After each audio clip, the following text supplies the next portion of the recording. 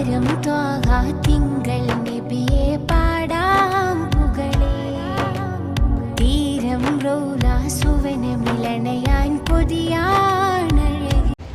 Hey guys, അപ്പം നമ്മളെ കൂടെ നിന്ന് നമ്മളെ മദ്ഹ് ഗാനങ്ങളുടെ നമ്മളെന്താ പറയുക സുൽത്താൻ തന്നെ എന്ന് പറയുവാണെങ്കിൽ നമ്മളൊക്കെ ഒരുപാട് ഇഷ്ടപ്പെടുന്നുണ്ട്. പ്രത്യേകിച്ച് നമ്മളെ ഫ്രണ്ട്സിനൊക്കെ കേട്ടോ ഒരുപാട് അറിയാവുന്ന ഒരു ഗായകനാണ് നമ്മളെ അബ്ദുള്ള ഫാദിൽ കേട്ടോ നമ്മളെ കൂടെ ഉണ്ട് എന്തായാലും.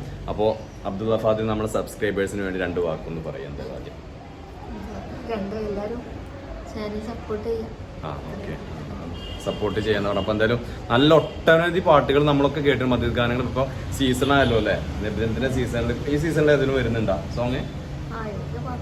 ഏത് എനിക്ക് പറയാൻ പറ്റുന്ന ഏതൊരു പാട്ടുണ്ടോ പെട്ടെന്ന് പറയാൻ പറ്റുന്ന? അല്ല, പുതിയത് ഏതെങ്കിലും റെക്കോർഡ് ചെയ്തിട്ടുണ്ടോ? നൗഷാദ് ബാക്കിയുടെ ഏതോ ഏതായിരുന്നു ഒന്ന് ഓർമ്മയില്ല. ഒരു എന്താ വെച്ചാൽ സംഭവം ഇവന് മദ്ഹ് ഗാനങ്ങൾ നമുക്കറിയാവും ഒരുപാട് പാട്ടുകൾ വരാറുണ്ട്. അതിൽ പ്രധാന പാട്ട് നമ്മളെ ഫാദിലിന്റെ പാട്ടുകളാണ് വരാറ്. നമ്മൾ ഇവന്റെ സൗണ്ടൊക്കെ പെട്ടെന്ന് നമുക്ക് ക്ലിക്കാവുന്നതാണ്.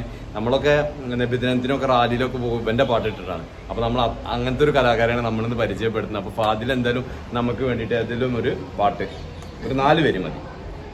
ആലം പുണർന്നുള്ള ആറ്റൽ റസൂലേ കാലം കൊതിച്ചുള്ള കാമിൽ ഹബീബരെ പ്രേമിക്കാനായി സ്നേഹം നൽകിയ സ്നേഹമലർ നബിയേ അർപ്പിക്കാനായി ഇവനിൽ ഈ ചെറുമതിയിൻ ശീലുകളെ ആലം പുണർന്നുള്ള ആറ്റൽ റസൂലരെ.